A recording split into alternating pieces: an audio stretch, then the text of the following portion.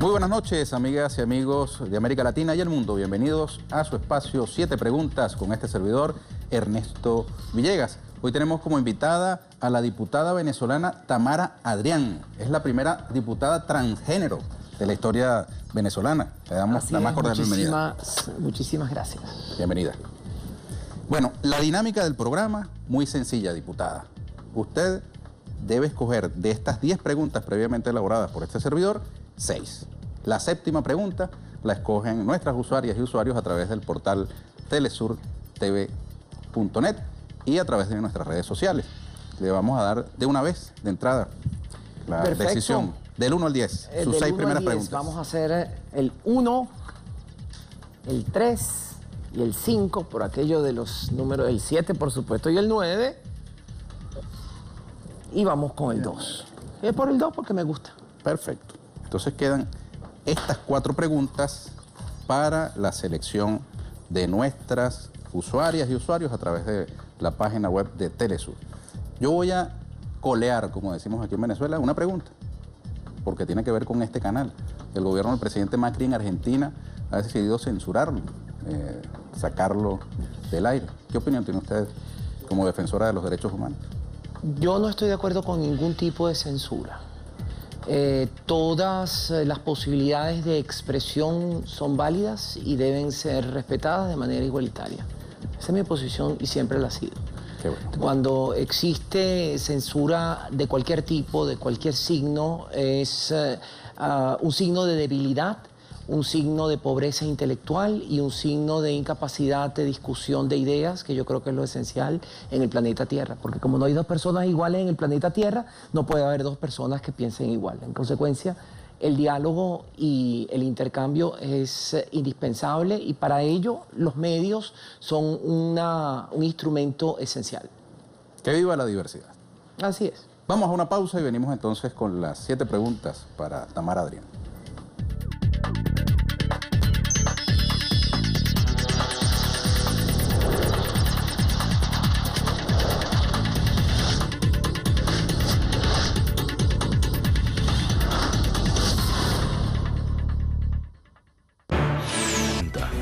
Nace Francisco de Miranda.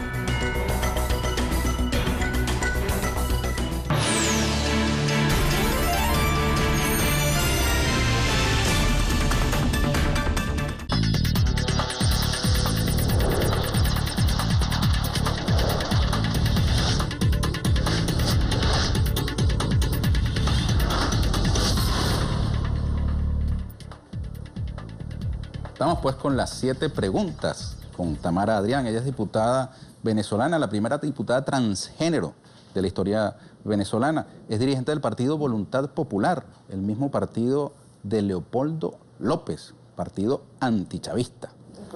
Vamos de entrada. La pregunta número 1 para Tamara Adrián. ¿Cuándo y por qué decidió dejar de ser Tomás Adrián para asumirse como Tamara? La historia de las personas trans es idéntica. Lo que difiere es el momento de su vida en el cual deciden hacer la transición. Caitlyn Jenner recientemente lo hizo en los Estados Unidos a los 60 y tantos años. La directora de The Matrix también lo hizo ya por encima de los 40 años. Hay personas hoy en día que lo hacen con ayuda de sus familias muy temprano, terminando la niñez, comenzando la adolescencia. En mi época era una cuesta arriba demasiado ruda que necesitó de mucha meditación y de mucha decisión y llegó un momento en el cual o era vivir o era mal vivir. Y creo que frente a esa decisión la vida se impone. ¿A qué edad decidió asumirse Tamara?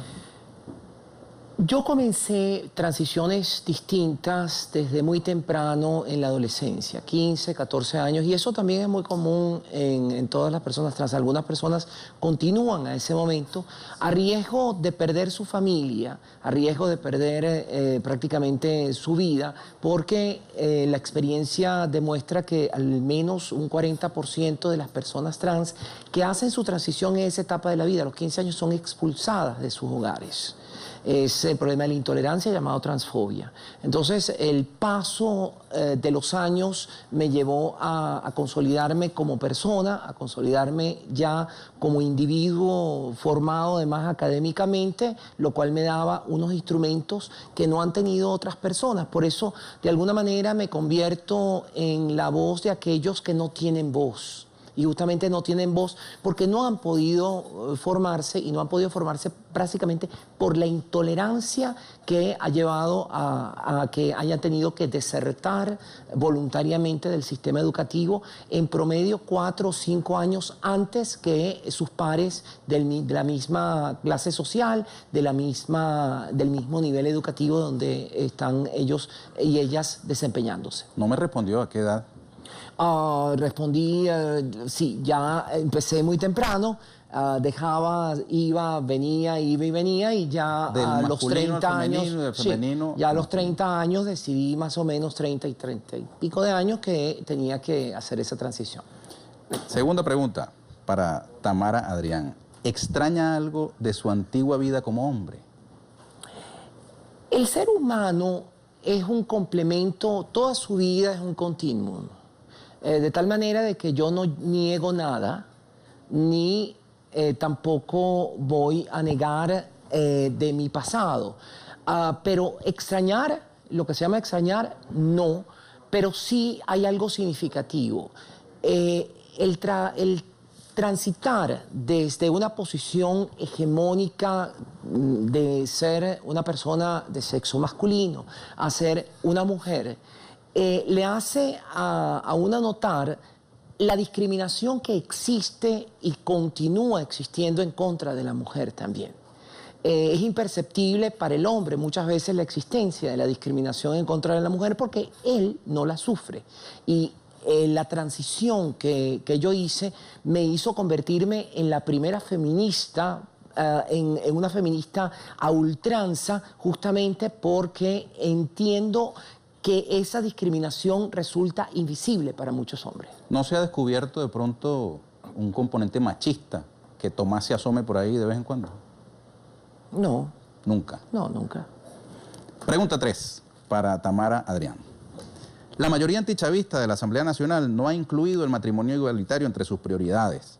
Chugo Torrealba, vocero de la MUD, lo despachó como un tema del primer mundo que no es urgente.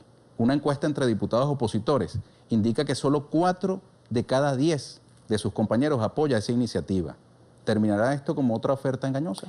Espero que no. La homofobia y la transfobia son absolutamente transversales. Y así como también la población LGBT se encuentra en todos los partidos, se encuentra en todas las clases sociales y se encuentra en todas las profesiones. De tal manera de que siendo un comportamiento transversal y además adquirido, porque nadie nace racista, nadie nace sexista, nadie nace homofóbico o transfóbico, se forma, y se forma así o en las familias, o en las iglesias, o en las calles, o eventualmente en los propios colegios.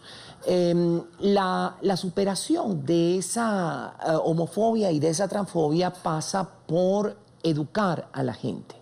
La mayoría, cuando era mayoría chavista, en la Asamblea Nacional durante 10 años nunca, y a pesar de las múltiples solicitudes que se le hizo, y inclusive un proyecto promovido por Iniciativa Popular y entregado el 31 de enero del año 2014 ante la antigua Asamblea Nacional, y que constitucionalmente tendría que haber sido discutido en el año 2014, tampoco se discutió. De tal manera de que, sin embargo, reconozco que existen alianzas y aliados en todos los partidos. De tal manera de que, así como la homofobia y la transfobia es transversal, también lo es y lo son las alianzas en pro de la igualdad, porque la igualdad es una fuerza indetenible, siempre la ha sido. Fíjese que siendo usted militante, dirigente de un partido antichavista, levanta una de las banderas que ha sido justamente una bandera de la Revolución Bolivariana, del comandante Chávez, que es la igualdad. ¿No reconoce usted ese componente de inclusión en el proceso revolucionario que empezó el comandante Chávez? No, porque no se ha logrado. En la propaganda que hacía ver avances en Venezuela con relación a los derechos y la situación de las personas LGBT, lesbianas, gays, bisexuales, trans e intersex, se era potable para la gente, se la podían comer, se la podían creer en la medida en que en el resto de América Latina no había habido los avances que hoy en día hay. Hoy por hoy, 80% de la población de América Latina vive bajo la igualdad. México, Colombia, Ecuador, Brasil, Uruguay, Argentina y Chile, y ahora Bolivia comienza la discusión también, y Costa Rica también, viven en igualdad. Tienen o el matrimonio igualitario con comaternidad, copaternidad, coadopción, o uniones estables de hecho para las personas LGBT igualitarias con las situaciones de concubinato registrado, el reconocimiento de la identidad de las personas trans sin necesidad de operaciones genitales, y además inclusive acciones afirmativas de inclusión para superar la pobreza, como es el caso, por ejemplo, de Uruguay y en algunas de las provincias argentinas, como Santa Fe y Buenos Aires. En Venezuela no hay ningún avance significativo. Hay 3 menciones en 3 leyes especiales que son totalmente inocuas, que son la Ley Orgánica del Poder Popular, la que dice que no se discrimina por 22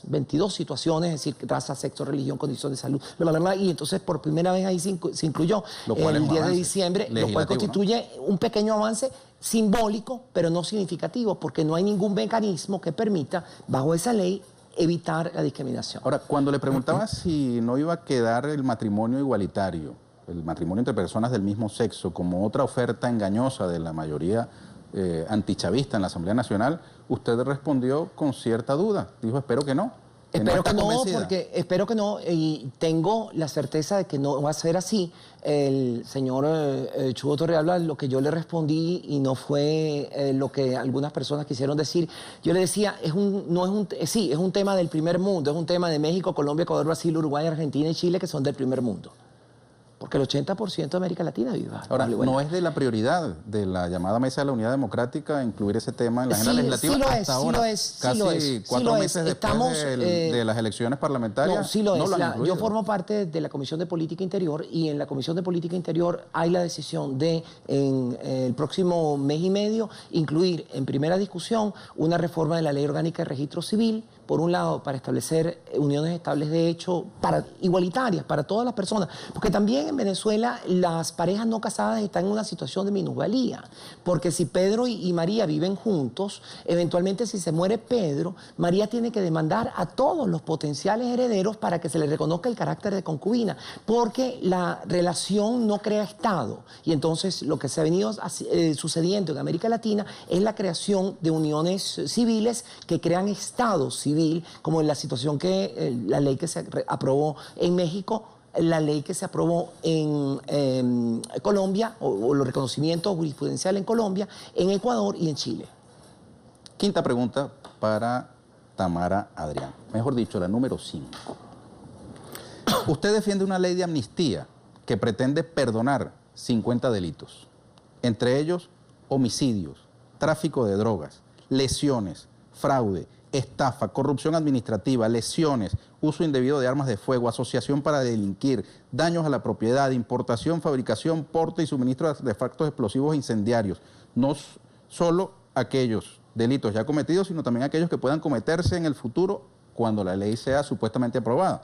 ¿Usted realmente avala la comisión de todos esos delitos con el argumento de que eran necesarios para derrocar al gobierno? No, ninguno de esos delitos se cometió, y esa es la propaganda del gobierno que ha utilizado ilegítimamente y de manera falsa para hacer ver que esos delitos se cometieron.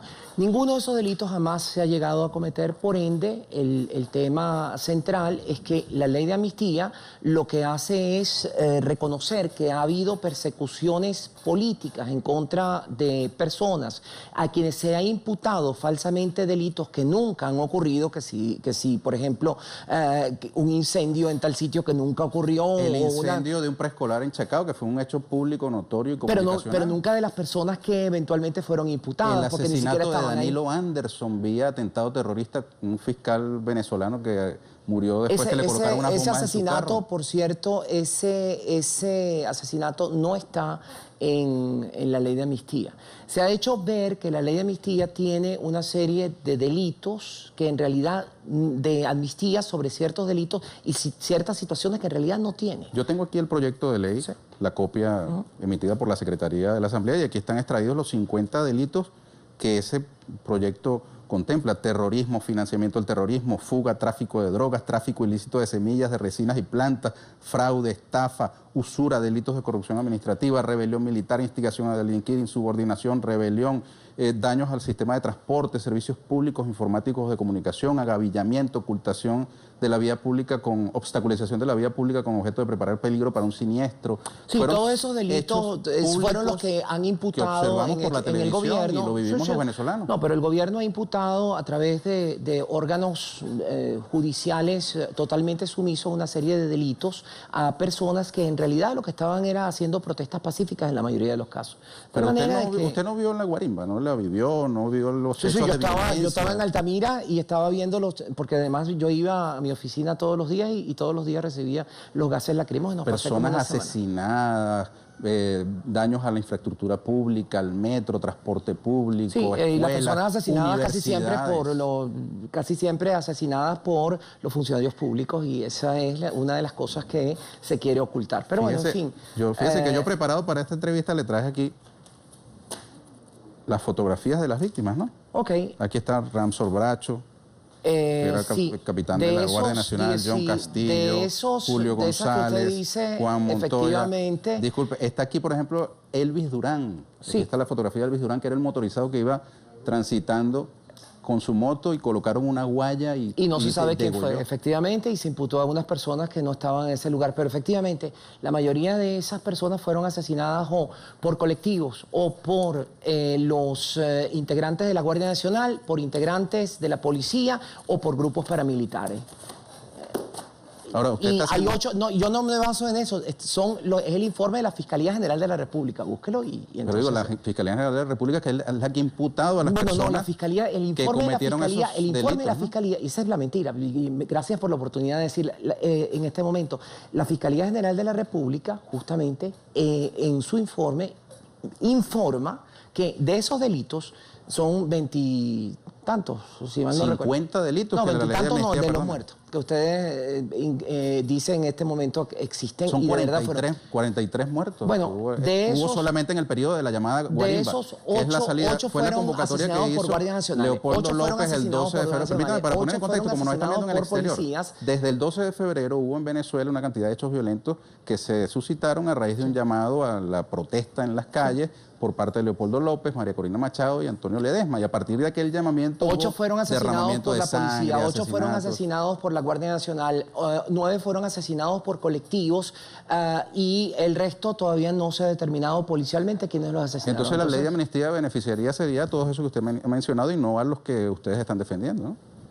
No, los policías eventualmente que están involucrados no quedan dentro de es decir, las personas que efectivamente hayan cometido un delito y se haya imputado ese delito no quedan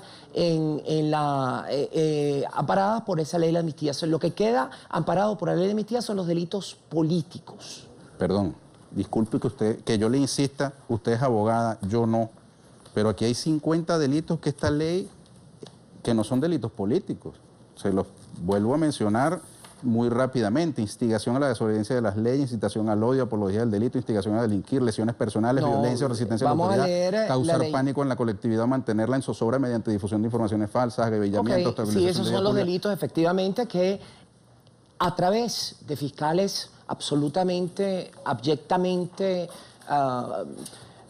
proclives al régimen han mantenido la actitud de imputar delitos inexistentes a personas que estaban ejerciendo el derecho a la protesta. Usted sabe que circula un chiste trágico, tragicómico. ¿Sabe cómo somos los venezolanos?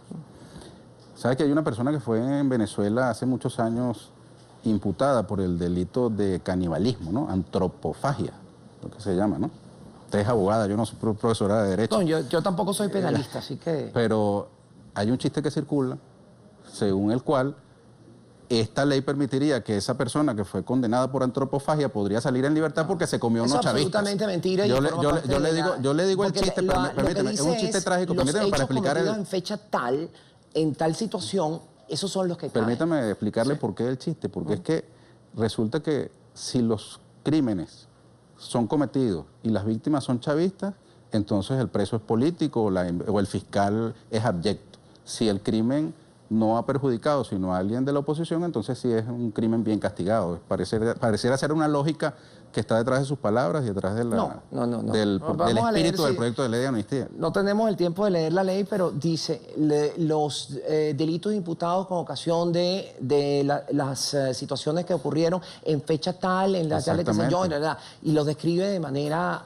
muy limitada. El golpe de Estado de abril del 2002, cantidad pues de hechos públicos y notorios, que en todo caso es sorprendente que esto se despache, digamos así, como un hecho que el Estado o la ley debe olvidar, porque una ley de amnistía se supone que es de amnesia, ¿no? Por eso eso forma parte de la propaganda, de la propaganda del régimen. Perdón, el tema de disculpe, la amnesia usted que es abogada. Amnistía viene de amnes, que es que el Estado olvida hechos delictivos cometidos por los ciudadanos. Entonces, dejar esos hechos controversiales, digamos, impunes, no es un precedente muy grave. Venezuela pasó la página desde el punto de vista de su conformación política. Y es momento de hablar de la reconciliación. El propio Papa lo dijo en estos días, hay que hablar de la reconciliación, hay que encontrarse más allá de los extremos, porque Venezuela está pasando la peor crisis económica, política, social, cultural, educativa, de que se tenga noticias en toda su historia republicana. Y en consecuencia tenemos que aprender a convivir, porque ni los chavistas se van a ir de este país, ni la oposición se va a ir de este país, y para poder reconstruir a Venezuela de sus cenizas necesitamos el concurso de todos. Pregunta 7. ¿Qué le parecen las frases siguientes? Mi esposo está muerto, el tuyo está vivo. Tú le llevaste un regalo a tu esposo a la cárcel el día de los enamorados. Yo solo pude llevarle unas flores a la tumba del mío. Se las dijo la viuda del capitán Ramsor Bracho a la esposa de Leopoldo López. Sí, y también la madre de Geraldine, también que murió, y todos los demás. Ninguna muerte es justificable, lo sigo insistiendo, pero el país tiene que reconciliarse, y para poder reconciliarse tiene que pasar la página. Pregunta 9. Los números son, digamos, no son seguidos porque fue la selección que hizo nuestra invitada. Ya pronto vamos a presentar la pregunta 7. La pregunta 9 dice lo siguiente. ¿Qué piensa usted de las objeciones de la Iglesia Católica y de las iglesias evangélicas alrededor de su candidatura? Lastimoso, porque las iglesias pasan de ser... Bueno, el límite de toda creencia es el derecho de los demás. Cualquier persona tiene derecho a creer en lo que sea, en cualquiera de los cientos de miles de millones de dioses que ha creado el ser humano a lo largo de la historia. Como decían los hermanos Goncourt, que fueron los creadores de ese premio Goncourt allá en Francia por el siglo XIX, si Dios existiese, lo que no perdonaría nunca serían los fanatismos que han llevado a muertes, esto que pasó en Bruselas en estos días, o lo que pasó en París, que han llevado a la Inquisición, o que ha llevado a negar derechos a las personas históricamente, y no solamente a las personas LGBT, era también, por supuesto, el mismo argumento para negar derechos a las mujeres, el mismo argumento para negar derechos a las personas de etnias diferentes, a los esclavos, etcétera, etcétera. No, porque la Biblia habla de esclavos, entonces eso está permitido. No, porque la Biblia habla de tal cosa, entonces, porque la Biblia dice que la mujer salió de una costilla de Adán, entonces a partir de ahí estructuran todo un sistema de odio y todo un sistema de segregación y de negación de derechos. Entonces, cada quien tiene derecho a creer. Nadie tiene, y lo dice la propia Constitución, nadie puede imponer su creencia a otra. Ya tenemos la pregunta escogida por nuestras usuarias a través de las redes y a través de la página de Telesur. Vamos con la 7ª pregunta. La 7ª es la 4. Kevin. ¿Cuánto cuesta toda la propaganda a favor de Leopoldo López en vallas, murales, afiches, cuñas de radio y televisión, así como en internet y redes digitales, sin contar con el lobby internacional de agencias de relaciones públicas ante periodistas y medios internacionales? Mucho menos que la propaganda a favor de Chávez. ¿Quién la paga? ¿La pagamos todos los venezolanos, la de Chávez? ¿La de Leopoldo López? No lo sé. No formo parte. No debería saberlo, usted no es directiva del Partido Voluntad Popular. No, yo no soy directiva, yo formo parte del partido, pero yo no formo parte de la directiva. Ok. Mire, tenemos unos minutos más, así que podemos ir con otras preguntas. Sin problema. La 10ª. ¿Está usted de acuerdo con que militantes de Voluntad Popular hayan quemado la figura del alcalde de Chacao, Ramón Muchacho, del Partido Primero Justicia, y le hayan enviado sus cenizas a su casa?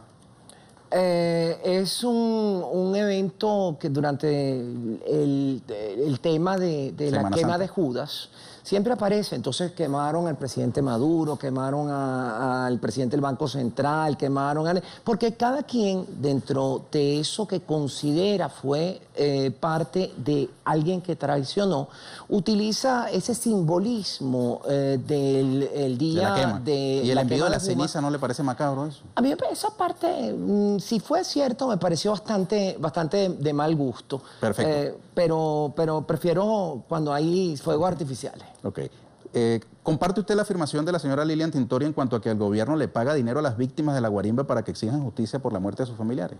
Hay un comité que no entiendo cómo funciona, pero el día que yo pueda reunirme con ellos podré responder esa pregunta. Perfecto. Ese llamado comité de víctimas, porque nunca me he podido reunir, entonces no tengo una respuesta clara y objetiva, y si hay algo que me caracteriza es que no quiero hablar de lo que no sé. Perfecto. Mire, pero de lo que sí sabe es del proyecto que usted me acaba de informar acá como primicia, que va a ser introducido en la agenda legislativa de la Asamblea Nacional de Venezuela para ampliar los derechos de las personas... Sí, hay tres proyectos. LGBT. Sí, ¿Cómo es que se dice? LGBT, la sopa de letras de lesbianas, gays, bisexuales, trans, intersex, Excelente. LGBTI. ¿Eso incluye el matrimonio, el llamado matrimonio homosexual, el matrimonio igualitario? No lo incluye por una razón demasiado... No lo incluye. No, por la siguiente razón, porque el TCJ, en sala constitucional, en sentencia del 28 de febrero del año 2008, dijo que el matrimonio no iba. En consecuencia, hasta que no pueda revertirse esa decisión del TCJ... ¿Es necesaria una reforma constitucional para poder No, pero el TCJ... No es necesario. porque México, en Colombia y en Brasil, los tribunales Pero supremos entonces, dijeron ¿y la Asamblea Nacional le va a hacer caso al Tribunal Supremo de Justicia y se va a autolimitar en su capacidad legislativa? No, pero tendríamos que, como ya existe esa sentencia, reversar esa sentencia. Mire, y esas medidas incluyen, por ejemplo, el derecho a la adopción de las parejas Esa del es una mismo pregunta sexo. súper importante Pero porque... tiene solo unos segundos para responderla. Súper importante porque niños y niñas criados por... Bueno, en primer lugar, las personas LGBT somos hijas e hijos de parejas heterosexuales, hermanas y hermanos de personas heterosexuales. En consecuencia, no se pega, no se contagia, no se hereda, no se imita. Pero por otro lado, parte del prejuicio de que las personas LGBT serían malos padres. Y resulta que las mujeres lesbianas tienen hijos, los hombres gays tienen hijos y las personas trans también tienen hijos. Lo único es que no están desprotegidos porque no tienen la protección de los dos padres. El caso, por ejemplo, de Ginibet Soto, que desafortunadamente tuvo que dejar Venezuela e irse a Argentina a vivir con su hijo porque se le quería privar de la maternidad porque era el óvulo de Ginny Soto implantado en Migdeli Miranda. Mataron a Ginny Soto y desafortunadamente los padres de Ginny demandaron a Migdeli para quitarle la maternidad. Nos va a demandar el coordinador si no despedimos. Le agradezco mucho, diputada. Gracias a ustedes. ¿Cómo se sintió? Muy bien, muy bien, muy bien. ¿Sí? Entonces no sigue. Muchas gracias. No por hay venir. preguntas impertinentes, sino respuestas impertinentes. Así es. Le agradezco mucho, diputada. Gracias. Y a ustedes, amigas y amigos, muchísimas gracias por habernos acompañado. Los invitamos a una nueva oportunidad en 7 preguntas con este servidor, Ernesto Villegas, siempre con muchísimo respeto por usted.